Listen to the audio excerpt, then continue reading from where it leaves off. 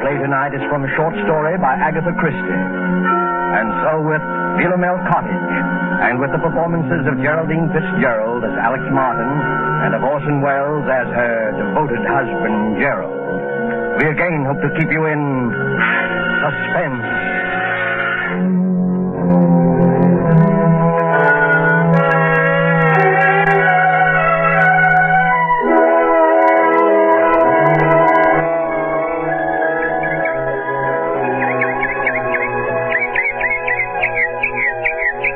Philomel Cottage. What's that, Alix? I was just reading this sign over the gate. What does Philomel mean? Are you joking? No, really. Why, you little cockney. You've been here for 3 weeks and you still don't know. Philomel is another name for the bird that's supposed to sing only for lovers. You've been hearing it every twilight. Oh, nightingale. Of course. That sign, Philomel Cottage, is the main reason I wanted this place for us. Glad you bought it. Gerald, this was a 50-50 investment, and you know it. 50-50, £1,000 from me and 2 from you. What else could we do? You couldn't touch any more of your capital at the time, and... Well, when you find a country cottage that combines old world charm with new world plumbing, you want to grab it. And we did have to have the place, didn't we? Yes, we did. I've often wondered if you weren't a bit lonely. Lonely? With you? I mean, well, after living the city all your life, pretty much to ourselves, you know. 2 miles from the nearest neighbor. From the nearest eavesdropper, you mean? What an utterly hopeless romantic I met. Well, you can't get out of it now. No. Oh, Gerald, you know what day today is? Today, it's the 13th. It's our anniversary, darling. We've known each other exactly a month. No, exactly 30 days. Oh, Gerald, really now? No, really. What is it, dear? Do you have the pain again? No. Just a little indigestion, I think. There. Do you want me to get you your pills? No. Well, dear, it's 11:25. Better get on to the village. Now to get that camera equipment. And the human timetable walks through the garden gate. My dear, there's nothing wrong with system, even on a honeymoon. Sooner I go, sooner I get back. Oh, come on, Gerald. Forget your old photography. Why don't you stay and do some gardening? It'd be good for you. Better for old George. He gets paid for it. He's not due again till Saturday. The place will go to rack and ruin. Oh, my dead body. Goodbye, dear. Don't walk too fast, dear. Remember the last time. Be careful, darling.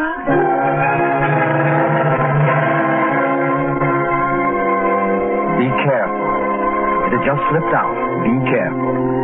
Alix Martin swinging there on the garden gate, smiling out her happiness across a part of England that was as remote and placid as any you'd care to find, wondered why she'd said such a ridiculous thing. If this were London, say, that would have... London. And slowly the smile fell away. She knew then that the memory of that last week in London had never really been far from her mind. That and that last talk with Dick on the top deck of the bus crossing Trafalgar Square. She'd never seen him like that before. Gerald Martin. I tell you, Alix, the man's a perfect stranger to you. You know nothing about him. I know that I love him. How can you know in a week? You've only met him. It doesn't take everyone 7 years to find out they're in love with a girl. It's meant for me, isn't it? Alix. It's no use. Alix, don't you know what it's been for me not being able to tell you? I couldn't, not with the income I had. Then I decided I couldn't wait anymore, and I was going to tell you anyway. And you know what happened? No, I'm afraid I don't. Oh, yes, you do. That money you inherited. That money from your cousin or uncle or whoever. I don't see what You didn't think I could ask you to marry me then, did you? You don't think I could live off your money? I'm sorry, Dick. Believe me, I am, but it really doesn't matter now, one way or the other. Doesn't matter, does it? You can bet it matters to that Martin chap. That's what he's after. You mark my words, he's after your money. Dick, it might interest you to know that Gerald has money of his own, far more than I have. And more than I have. Maybe that's the difference. I've had enough of this. I'm getting off at the next stop. Alix, please. All right, but let me tell you something. If you think I'm going to let Gerald cut me out and not do anything about it, you're very much mistaken. I'll catch up with him, do you hear? I'll catch up with him if it's the last thing I do.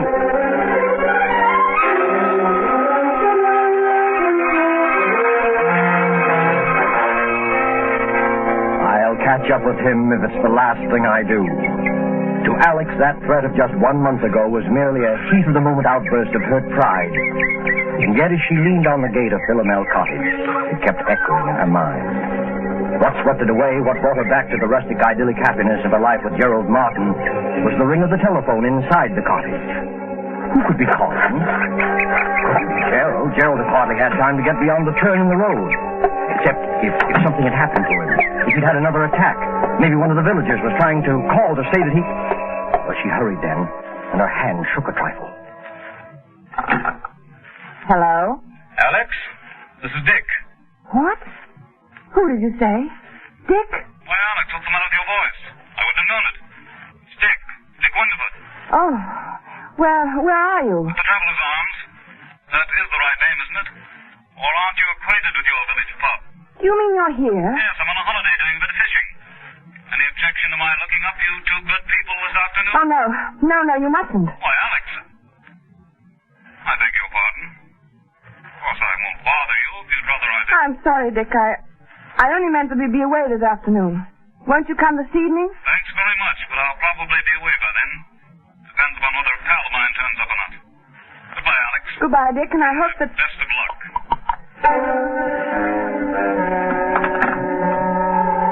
For a long moment, Alex stood quite still, the memory of Dick's threat flooding her mind. She walked across the spacious oak-beamed living room, and by the time she reached the side porch, she'd made up her mind. Much as she hated deceit, she would say nothing to Gerald of Dick's call. She stepped out into the garden, and for the second time that morning got a surprise. There, big as life, was her gardener, busily trimming the hedge. Why, George, I thought we agreed that Saturday was your day here. I thought as how you'd be surprised, Mrs. Martin. There'll be a fair over the Squires on Saturday, and I says to myself, Mr. and Mrs. Martin, they won't take it amiss if I comes for once on a Wednesday instead of a Saturday. No, of course not, George. Then I thought, too, as I might as well see before he goes away so as to learn your wishes with the boarders. Before I go away? To London tomorrow. Going to London tomorrow? Where did you hear that? Met Mr. Martin down the village yesterday. He told me you were both going away to London tomorrow. And it was uncertain when you'd be back again. I didn't... Now, don't tell me you and the master is disagreeing already. Oh, no, naturally not. The trip just slipped my mind. Get on with your work, George. Yes, never could understand why anybody'd want to go up to London, though. Like Mr. Raines, what used to have this house. He went up there. I shall remind you. Yes. And after fixing up this place like he did, with taps all over everywhere, why, you're going to take a loss, I says to him when I sees the place up for sale. Ain't everyone as will have your fed for washing themselves in every room in this house in a manner of speaking. But George, he says to me, I'll get every penny of £2,000 for this house. And sure enough he did. He got 3,000. 2,000. Some he was asking was talked of at the time. Really, I figure it was thought to be. No, George. You see, I gave 2 and, well, it really was 3,000. Yeah, you don't tell me that Mr. Ames had the face to stand up to say 3,000 brazen like in a loud voice. He didn't say it to me. He said it to my husband. I guess I'll do some spading now. The price was 2,000.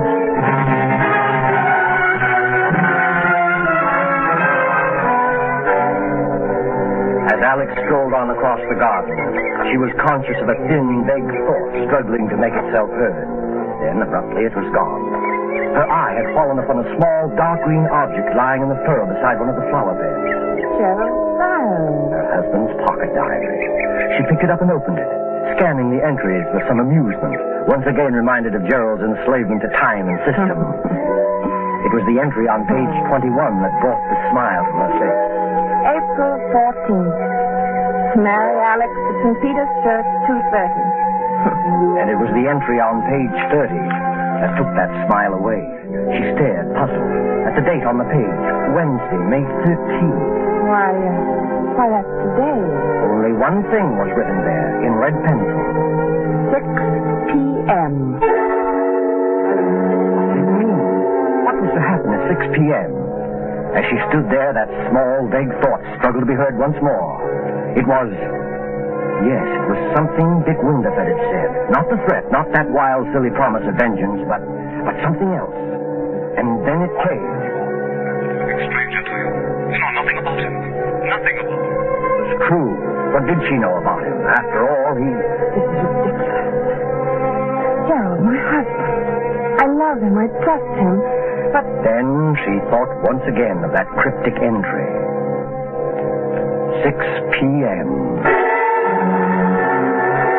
It was just 3 o'clock when Gerald, his arms laden with packages, walked up the garden path and came onto the side porch. Oh, Alex! The moment he opened the door into the living room, he noticed the rather odd kind of excitement about him. There you are. Miss me, darling? why wouldn't I? You've had time to buy out the whole village. Only the camera shop. Now, if I don't have the best equipped darkroom this side of London, it won't be my fault. If you're not careful, that darkroom of yours is going to overflow the whole cellar. Oh, incidentally, here's something you've been watering the flowers with. Catch. My diary. You dropped it in the garden, did I? I know all your secrets now. Not guilty. Oh, I'm not so sure. What about your assignation at 6 p.m. today? Why,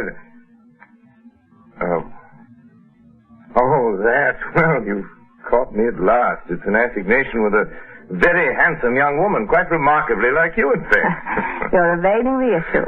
Not at all. Simply a reminder that I want you to help me develop some negatives this evening. At 6 o'clock? That's rather a peculiar time, isn't it? Peculiar? Yes, I'm usually preparing dinner at that hour. Well, no harm in delaying it a bit. We might have a sandwich or two and some coffee out on the porch. Before we work on the negatives, you mean? Yes, that'll be pleasant, won't it? You know something, Alex? I never found anybody yet who could touch your coffee. Oh. Really? That covers Australia and Canada, Oh, too. you and your mysterious past. Why do you say that? No reason, Oh, Gerald, I do wish I did know more about you. Alex, you're serious. I know it's silly, but Darling. I've told you all about me, my boyhood in Sydney, my life in Canada. Yes? I see. You mean love affairs. You women are all alike. Well, but there must have been. There must have been other women. I mean, if only Do you think it wise, Alex, this Bluebeard's chamber business? Let's put your mind on such a subject anyway. Never mentioned it before. I don't know, Gerald. I've been rather upset all day. I imagine I can thank old George for that. The gardener, you mean? He had some ridiculous idea we were going away to London. He said you told him Where so. did you see him? He came to work today instead of Saturday. You fool! Why, Gerald. How did you get this collar off? Oh, Gerald, lie down. Look, lie down here. Here's some water. Here, darling. I'm all right. Sorry. Oh, I'm sorry, darling, getting you all upset. That's because the stupid old gardener. I made some weak joke to him about go off to London in the morning. He must have taken it seriously, else he didn't hear properly. You straightened him out, I suppose. Hardly. You know what a gossip he is. I didn't want the whole village to think my husband was leaving me in the dark about his plans. Are you all right now? You told him we were going then. Naturally.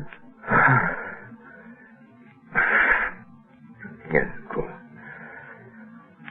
Sorry you were placed in that kind of situation, darling. I don't suppose you ran into anybody else today? This far from the world, Gerald?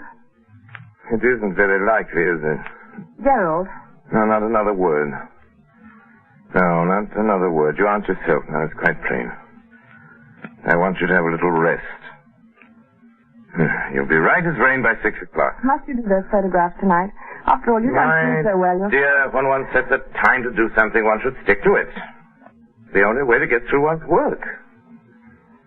All right, up with you. Upstairs to bed now. Very well, dear. I'll be getting things arranged in the dark room.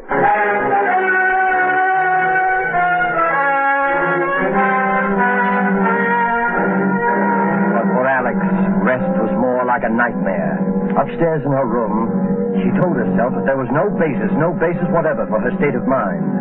Still, the turmoil, the doubt, the odd, unaccountable sense of dread persisted and grew until... Softly, she opened her door, stepped out in the upstairs hallway. Quite clearly, she knew what she must do. Knew she must find some testimony to her husband's past, something to reassure her, something to kill that agonizing dread mounting within her. And strangely, she remembered that single locked drawer in Gerald's bureau. She tiptoed to the door at the head of the stairs, opened it, and entered her husband's room. The key, yes, the key. If only she could find the key that locked the drawer. But there was none in sight. She moved to the wardrobe, went through his coat pockets, and then there, at her feet there on the floor, she saw it. Swiftly, she stepped to the bureau, inserted the key, and it worked.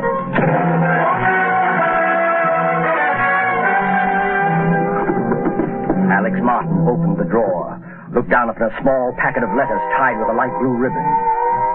And when she saw the uppermost envelope, her face reddened with shame. Why, they're my letters. They were her own letters, love letters written to Gerald before they were married. And there was nothing else in the drawer save a roll of ancient faded newspaper clippings. Alix sighed with relief as she glanced at the top clipping. It was from an American paper, and it featured the trial of one Charles Lemaitre, a notorious swindler and bigamist. A skeleton had been found beneath the floor of his house, and most of the women he'd married had never been heard of again.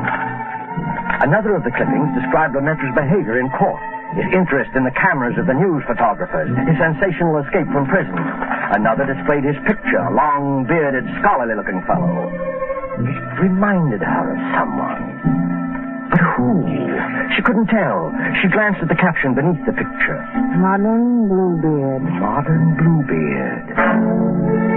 Yes, that's what she read. Her eyes went back to the picture, and in a flash they saw the resemblance. She ran through the other clippings. Dates had been found in the man's pocket diary, dates it was contended when he had done away with his victims. He was an amateur photographer. He was from Sydney, from Canada. He was subject to heart attacks. He was... Gerald!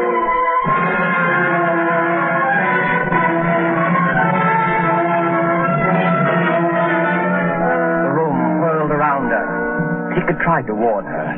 Dick had been near her that morning. She turned him away. It was then that she noticed the sound. She turned toward the bright new pipe in the corner running up through the room. From below, near its base, something was striking that pipe, as though someone were... That was it. As though someone were digging. Lemaitre was preparing the dark room for the latest one of his victims. 6 o'clock. That was the date, 6 o'clock. Less than an hour from now. Suddenly, all the jigsaw pieces shot into place. The money paid for the house, her money only. The bond she'd entrusted for his keeping. And suddenly she heard no sound. The digging had stopped. She must have escaped from this house at once before he came up. She clicked right back in the door. Don't lock it, don't follow it, just get away. She rushed to the door, out to the hall, and stopped frozen.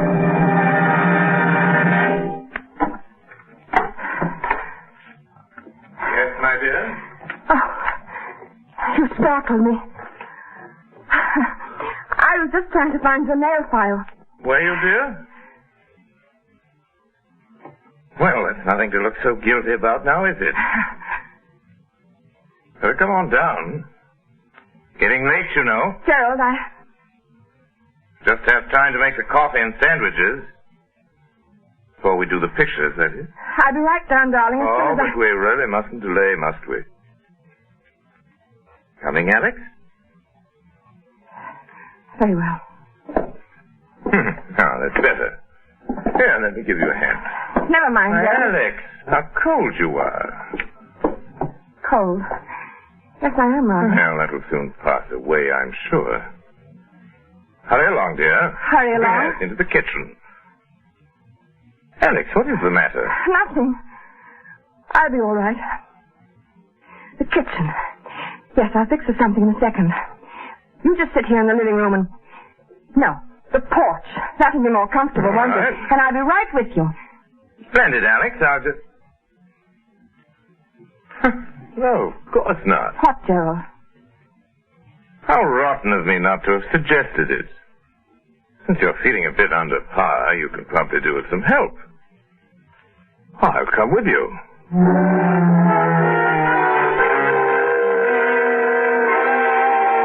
She knew then that some way, somehow, she must get word to Dick Windyford. The fact that he might be gone by now, the memory of him telling her so, she resolutely put out of her mind. There must be no more panic. She must be in utter control of herself. Alix, carrying the coffee out to the porch, glanced at the clock upon the mantel. 10 minutes till 6. Her very life hung by those next 10 minutes, by her ability to think coolly and swiftly, because standing beside her was a man as determined as he was insane. A pity you're so abstracted, my dear. What? Why do you say that? Well, because you're missing the loveliest sight you're ever likely to see again. Look out beyond the garden. First soft shades of twilight. Twilight. Over Philomel Cottage. Now, I say, Alix, you are below par. What do you mean? First time you've ever slipped on the coffee. Must have talked in the entire canister. I'll be more careful after this. Oh, dear. That reminds Alix, where are you going? Nothing to get excited about, Gerald. I forgot to order meat for tomorrow. I'm just going to phone the butcher. The butcher this time of evening? He generally stays late on Wednesdays. I'll be right back, darling. Don't shut the door, Alix. It keeps the insects out of the living room. You're not afraid I'm going to make love to the butcher, are you?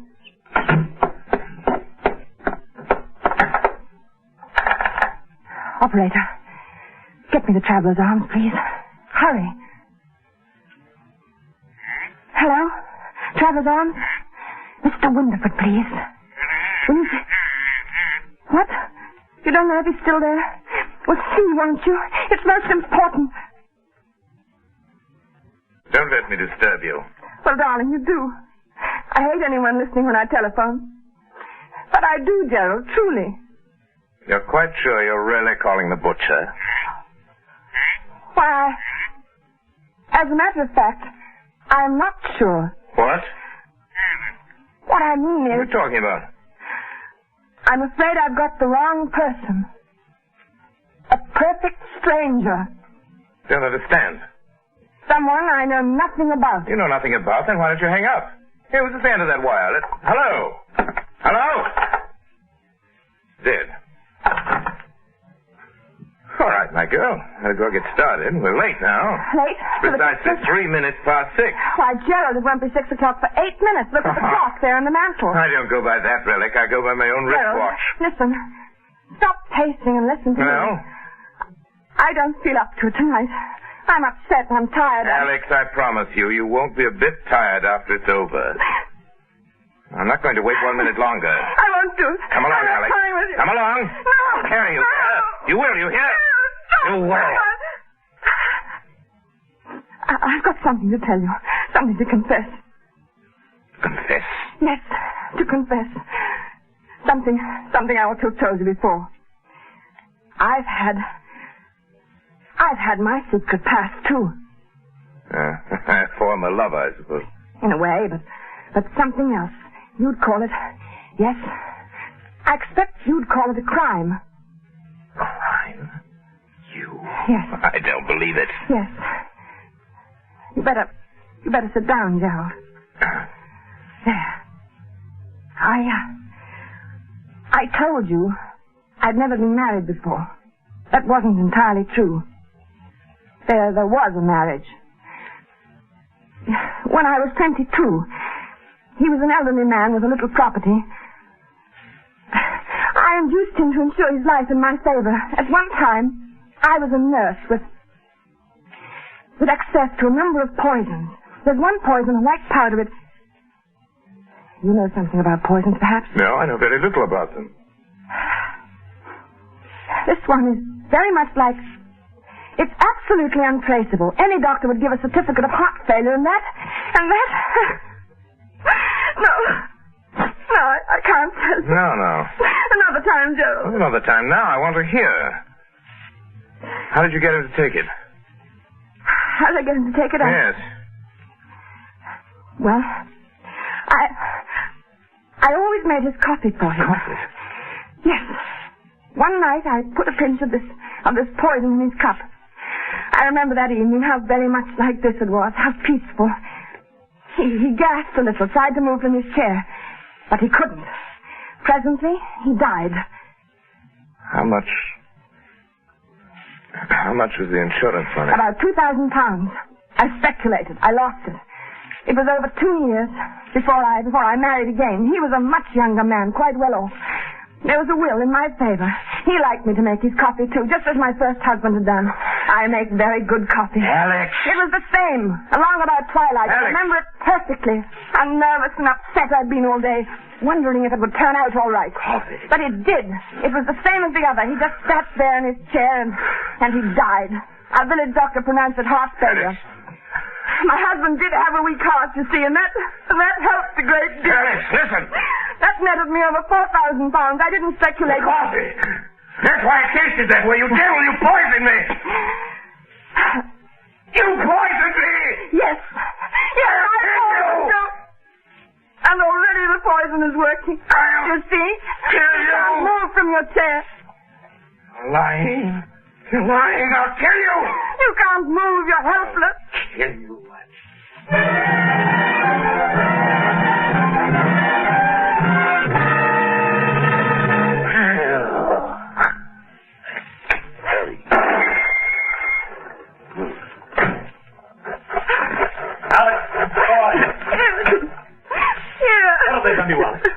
Constable, what's been happening in that room? Right, sir? You came.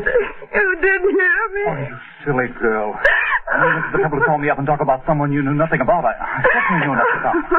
Excuse me, sir. What did you find, Constable? A man sitting in his chair. Heart trouble, it looks like, sir. And yes? well, sir, he's dead. Your husband, ma'am? You might say a perfect stranger. He was just sitting in his chair and presently he died.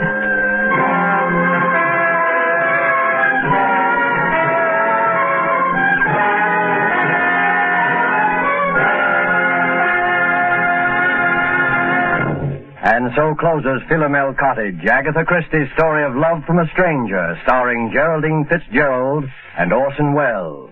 Tonight's tale of suspense. This is your narrator, the man in black, who conveys to you Columbia's invitation to spend this half hour in suspense with us on October 19th, 1 week from Tuesday, when Orson Welles will again be our star. Our next broadcast in the series will be Tuesday, October 19th, at 10 o'clock Eastern War Time, 7 o'clock Pacific War Time. The producer of Suspense is William Spear, who tonight also directed the broadcast, and who, with Wilbur Hatch and Lucian Morowick, conductor and composer, and Harold Medford, the radio author, collaborated on tonight's Suspense.